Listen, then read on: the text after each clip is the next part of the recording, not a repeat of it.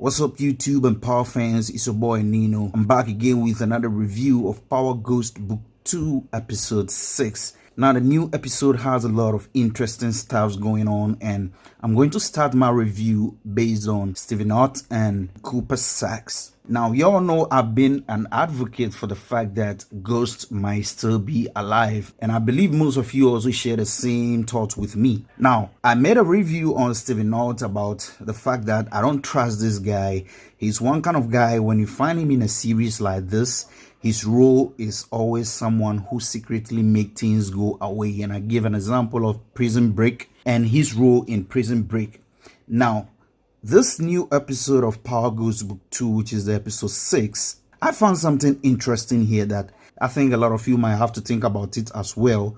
Stephen Ott's character is played as someone who make things go away, someone who can just make some calls and some things will get done.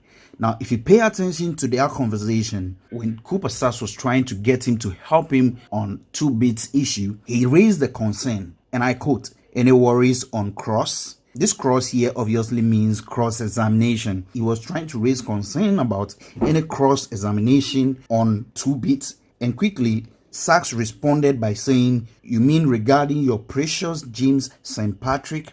Now, this two statement got me thinking that why would Cooper Saxe say your precious James St. Patrick? If you remember the beginning of this particular season, the trailer to this particular episode, they kept saying every move counts. If every move counts in the coming up episodes, it also means every statement, every dialogue, every sentence actually counts. Now, for someone to refer to something as precious, we all understand what precious means. Precious can be something that is of great value, something that is highly cherished, something that is of high price. Now, for Cooper Saxe to refer to James St. Patrick, that precious James St. Patrick could literally mean the great valued James St. Patrick. Now, why would Stephen Ott be more concerned about cross-examining someone concerning James St. Patrick that we all know as Ghost? This actually get me thinking all the time, because if James St. Patrick is dead as has been stated, why does even talking about him matter? Like, why does he even matter? Like, someone has to speak something about James St. The guy is dead. He's dead and gone. That's what he made us believe. So why would someone even be talking about him matter to Stephen Ott? You understand? So this doesn't sit well with me, and some of these small little elements the writer keeps playing always gives me that confidence that Ghost is still alive. Because if James is really dead, why is he still being protected like he is coming back some way somehow? And if you notice in the courtroom, Stephen Ott was feeling a little bit unease anytime Saxe is trying to question 2Bit. You see this unease coming from Stephen Ott. It makes me ask myself, why is this guy so uneasy about someone just talking about James St. Patrick in the courtroom? Why does it even matter anyway? Because the guy is dead, isn't it? So this is something I'd like you guys, you Power fans, to keep in your mind. Think about it and see if what I'm saying is making sense or I am overthinking, because if Ghost is really dead, I don't see the reason why Stephen Ott should be more concerned about someone cross-examining someone concerning James St. Patrick or not. Now, for 2Bit flipping on Saxe during the testimony, you realize that Saxe is so pissed off and he doesn't even understand why he has an agreement with 2Bit and 2Bit flipped on him. We all know that Rodriguez is behind it and this is a whole plan thing. But then, what happens if Saxe finds out that Rodriguez was working with Davis McLean and they set 2Bit up against him? Because right now, 2Bit is walking away freely, but Saxe hasn't even gotten what he wanted to get out of 2Bit. So I believe in the coming episodes, we'll be seeing more battles between Davis McLean and Saxe, because if you realize, even after the court, Davis McLean was trying to call Saxe and Saxe rejected his call. This should even tell you that Saxe has already figured out that Davis has something to do with what 2Bit came to do in the stance.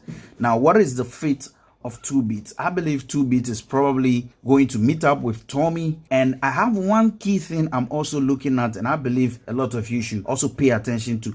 2-Bit still has Ghost Watch. What happens to that watch? What comes up with that watch? What is there anything going to be called around that watch? Is that watch going to lead us back to Ghost? Because when Rodriguez in the final episode of Power informed 2-Bit that James St. Patrick is dead, 2-Bit didn't believe what she was saying. She thought she was just joking, that nobody can touch that guy. So I don't know if 2-Bit is aware of any conspiracy, or 2-Bit is genuinely not aware that Ghost is dead. And as a matter of fact, he going out right now as a free man is now going to help us confirm whether Ghost is dead or not, because it depends on how 2-Bit also accepts Ghost's death. That is what will also get us closer to as to whether Ghost is really dead or not. Remember, every move counts. That's what he said. At the camp of Monet, I believe there are going to be a lot of conflict, as he already started in episode 6. So right now, I feel like Cain is Monet's son, but not Lorenzo's son. And the way Cain even answered Monet when she talked about Drew and Diana, that they are your children, not mine, also gives another insight that, okay, these are equally related, but not so deeply related like one mother, one father or something. And if you analyze things, Cain is being treated differently from Drew and Diana. And to complement that, Monet herself said to Diana, you and Drew have been good to me, and even Cain. What does that mean? Why would she even say that? If they are really siblings, why would she even make such statement? Well, I'll leave it out to you guys to figure it out and let me know what you think in the comment section. Now, I think the move Lorenzo picked on Cain is really going to bring a serious conflict. Why am I saying this? I know it's a form of punishment for touching his wife. Now, was Lorenzo supposed to do that? And what do you think is going to happen to Cain now that we all know that Cain is running out of control? Now, this is my point of view. I feel with this move from Lorenzo having Cain beat up, I believe Cain is going to rebel, and he's going to really try to call his shots, because looking at how Cain is rebelling, everything coming from Monet, and with this experience his father gave him, because going to his father, I believe he trusted that when he moves to Lorenzo, he will definitely side him or will look at things from his angle. But for him to have him beat up, I think Cain is going to take his stance now. And if Cain is going to take his stance, he needs someone who can work with him one-on-one, someone who knows that he doesn't tolerate betrayal. Now, Brayden comes to mind, because Brayden moved that way Cain gave him that night very fast, and you realize a smile on Cain's face that he was very impressed about his move. And if you notice, Brayden was equally happy about the fact that he was able to do all those things by himself. And you could see the enthusiasm he was using to talk to Tariq, even though Tariq wasn't happy about he going on the block. So if Brayden wants to move way behind Tariq's back, his ally now is going to be Cain. And if Cain has to call shots on his own or move things on his own without involving Monet, then it means he needs Brayden to be able to do those things on a low key. So I believe the coming episodes we are going to see a lot of crisscrossing of barriers here and there. Let me know what you're thinking. Leave your comments down below, and let's have the conversation ongoing in the comment section. But I still insist on my stand that Ghost is probably still alive. Based on this new episode 6, I still have that little confidence that James St. Patrick is still alive. If you like this video, kindly subscribe for more. I'll be bringing you a lot of reviews on Power Ghost Book 2. Leave your comments, like, and let's have the conversation going. I'm out. It's your boy Nino.